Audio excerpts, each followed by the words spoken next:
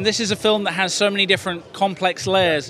What was it that, as a storyteller, most captured your imagination about it?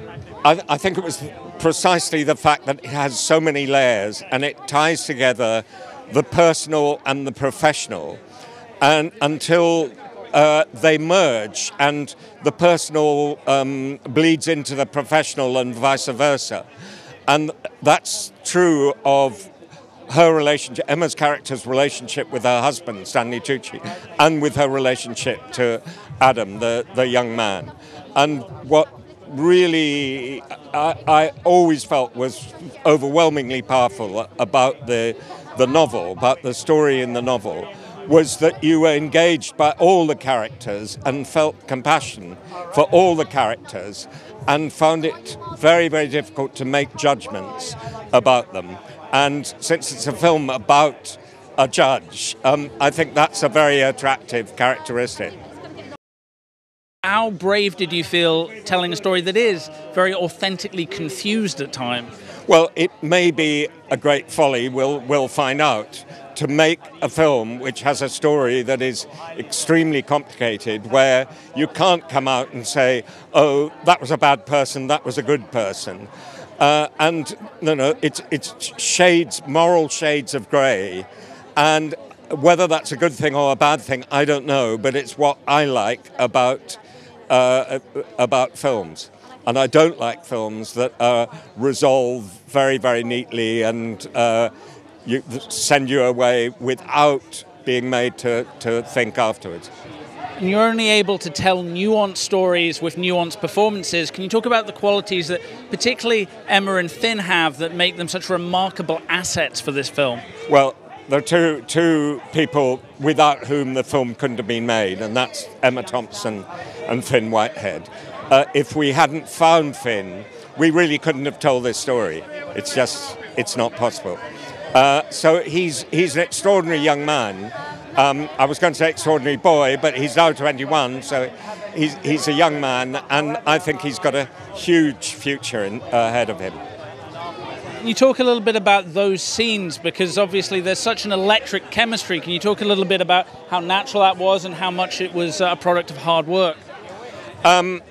He's a natural, but there was a lot of hard work, because there's a lot of dialogue. There's a lot of difficult dialogue, and there's a lot of difficult emotional speeches and complicated feelings that have to be expressed. So it's a huge tribute to him that he brings it off. Actually, it was very unlong gestating. It happened very quickly, but it's been finished for a long time. It happened towards the end of 2014, in July, I think it was. Richard's agent called me up and said, Ian McEwan's written a novel, it hasn't been published yet, he thinks it's a film, and he and Richard Eyre, his friend, wants to direct it, and they both like to offer it to you to produce it. What do you think? So that never happens. And so I read it and said yes. We made it almost immediately, and it was finished a year ago, but we've been holding off until Emma was available to promote it, because that's what it takes these days. You have to be on the right date with the right promotion and publicity. So it was very fast and now very slow, but we hope that in just over a week it will be a big success. I've admired Emma for many, many years. I produced Love Actually. Her most famous scene now is her crying in the bedroom, or trying not to cry in the bedroom. And I've cornered the market on scenes of Emma not crying in the bedroom, because we have one in this film too. She can do anything. I think this is her best part since The Remains of the Day and Howard's End. She's fabulous. This is the Emma that we all absolutely love, intelligent and humane, touching, clever. All the things she is actually in real life. Finn, I didn't know, obviously nobody knew until Dunkirk. We met him just before he made Dunkirk. His agent said, he's the star of Dunkirk. We didn't quite believe it, but of course he is, and justifiably so. I think he's brilliant. He's the thing that so impressed us about him was how real he is, how truthful he is, and he looks at the camera and you believe him. You believe everything he says, which is obviously critical. He's got fantastic prospects, I think, as an actor. In a cinematic landscape so often populated by escapism and fun, why do you think it's especially important that we see these kinds of stories dealing with these kinds of themes on our cinema screen? Well, so these are the sorts of films that we're used to going to see in the 70s. Remember all those brilliant stories. I mean, I won't compare it to Scorsese and the like, but those films are few and far between these days. And who knows what the future holds. It may be that, we're the last wave. But I think it really is tragic if so. What I'm hoping personally is that the audience will actually lose its passion for these big visual effects extravaganzas, yet one more sequel. Adventures assemble for the 15th time. I'd much rather personally go and see a film like this. When audiences do go and see it, as we hope they will, what are you most hoping overall they take away from the experience when they walk out of the cinema? They'll feel as though they've had an emotional experience, the like of which they don't find often in cinemas. They will have experienced all sorts of emotions. They'll be thinking. I mean, people who've seen this film say, I woke up thinking about it, and we discussed it the next day and all of the issues, because it's not a straightforward story and there are reverberations. Well, that's all you wish for, really.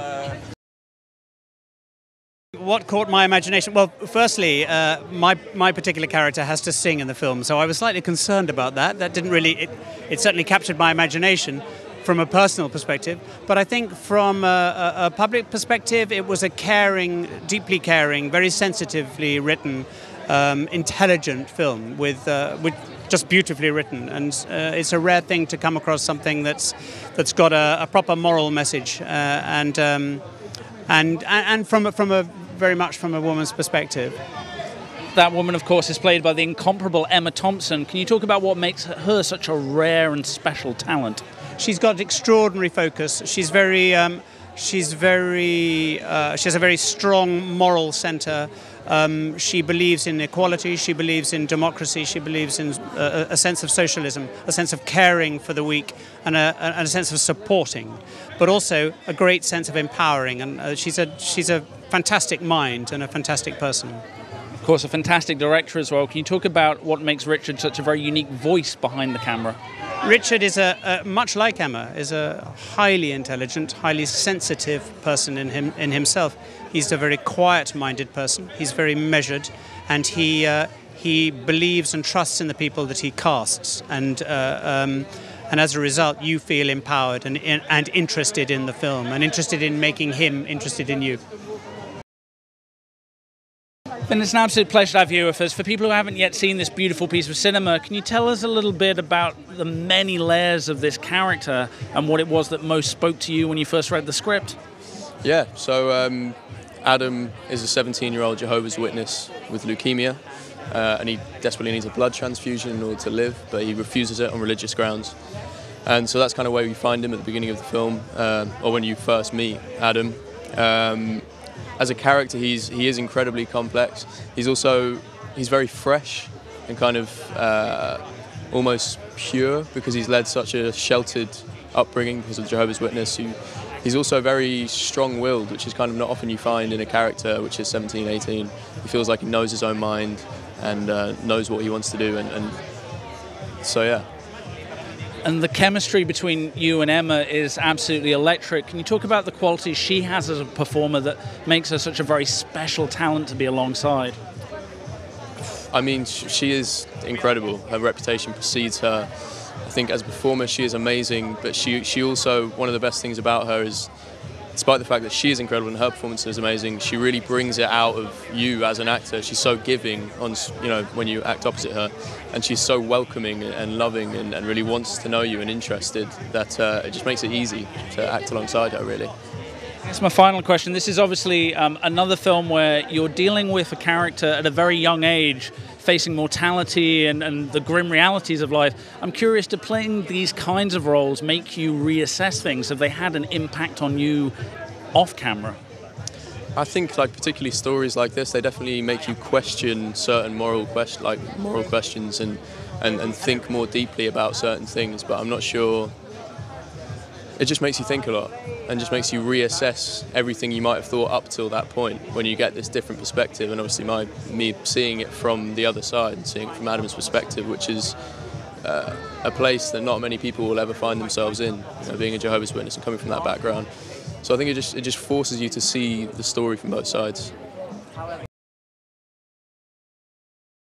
Well, the really important person in the development of the character is Richard Eyre, because he's so good at rehearsal, he's so good at editing what you're doing, and he's forensically detailed. So we talked a great deal about exactly what was happening at every moment. And I was lucky enough to meet these amazing women who are judges in the High Court and the Family Court. And I got a lot of insight into what that must be like and how to protect yourself against all this pain that you see passing in front of you day after day. I mean, it must be so hard. And I think that probably what's happened to her is that the weight of responsibility is so great, and she has to defend herself somewhere against all the projections. So there is, of course, you're intelligent enough to know that you're not responsible for people. So you are making a decision, but nonetheless, you're only human, and you can see how people are suffering. And then you step away from that high place where you are, step away from that place of omniscience and omnipotence, and you come down to the grassroots of your own relationships. And I kind of understand that she can't quite hear him. In the same way as later, when Finn's character, Adam, comes to her, she can't quite hear him either. So, but I think that she learns so much, and you see that at the end of the film, she's learned, and she'll be different. How do you manage to, like your character, almost learn to give yourself some time amongst everything that you do? By just taking a lot of time off and not giving. I was going to say being massively selfish at home, but no, actually, make sure you don't do it all the time.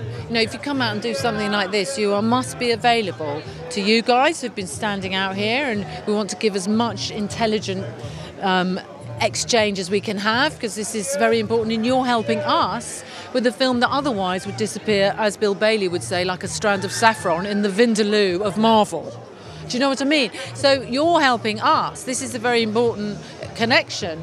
And I think that with independent films now, it's even more important to give this kind of presentation and say, we really believe in this film, we made it with all our hearts, and it's an important subject. So you're helping us with that. You're part of that journey. Thank you. Thank you. Emma, is there anything we can... I'm writing a new musical of Nanny McPhee, 2020, and there's a new romantic comedy being shot here in London, October, November, December, called Last Christmas. Amazing, thank you.